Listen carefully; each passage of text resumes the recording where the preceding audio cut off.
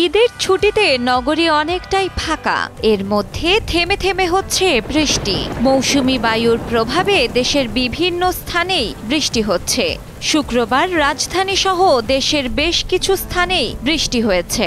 ৭ June পবিত্র ঈদুল আজহা। এই দিনে ঈদের নামাজের পর পশু কোরবানির করা হবে।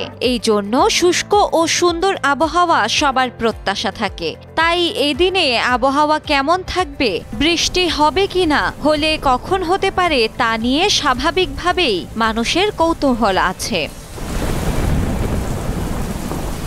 আবহাওয়া অধিদপ্তর বলছে ঈদের দিন দেশের অন্তত ৩ বিভাগের কিছু স্থানে বৃষ্টি হতে পারে। বাকি বিভাগগুলো একেবারে বৃষ্টিহীন নাও থাকতে পারে। তবে দেশের উত্তর ও দক্ষিণাঞ্চলে বৃষ্টির তেমন সম্ভাবনা নেই।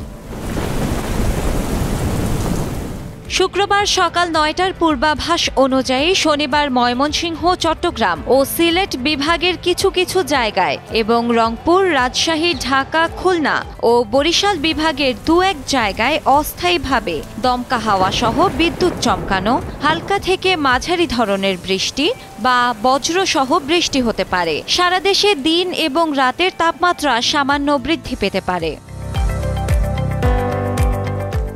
আবহাওয়া অধিদপ্তরের আবহাওয়াবিদ মোহাম্মদ বজলুর রশিদ বলেন, মৌসুমি বায়ু এখন সক্রিয়, তবে এর প্রভাব কমে এসেছে। শনিবার ঈদের দিন এবং তার পরের দিন বৃষ্টি অপেক্ষাকৃত কমে আসতে পারে। তবে ঈদের দিন চট্টগ্রাম, সিলেট ও ময়মনসিংহ বিভাগের কিছু স্থানে বৃষ্টি হতে পারে।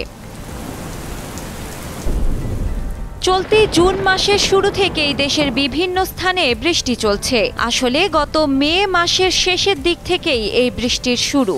শেষ সপ্তাহে বঙ্গোপসাগরে দেখা দেয় গভীর নিম্নচাপ। এর প্রভাবে দেশ জুড়ে বৃষ্টি হয়। এরই মধ্যে ২৪ মে দেশে মৌসুমি বায়ুর প্রবেশ ঘটে। নির্ধারিত সময়ের অন্তত ১ সপ্তাহ আগেই এবার আগমন ঘটে দেশের সবচেয়ে বেশি বৃষ্টি ঝরানো এই বায়ুর।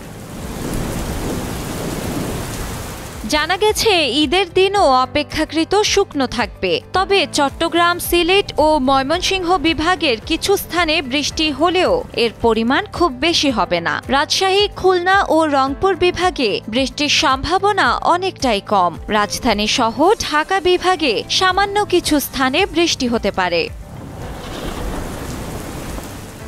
শিলা ইসলাম, সময়ের আলো।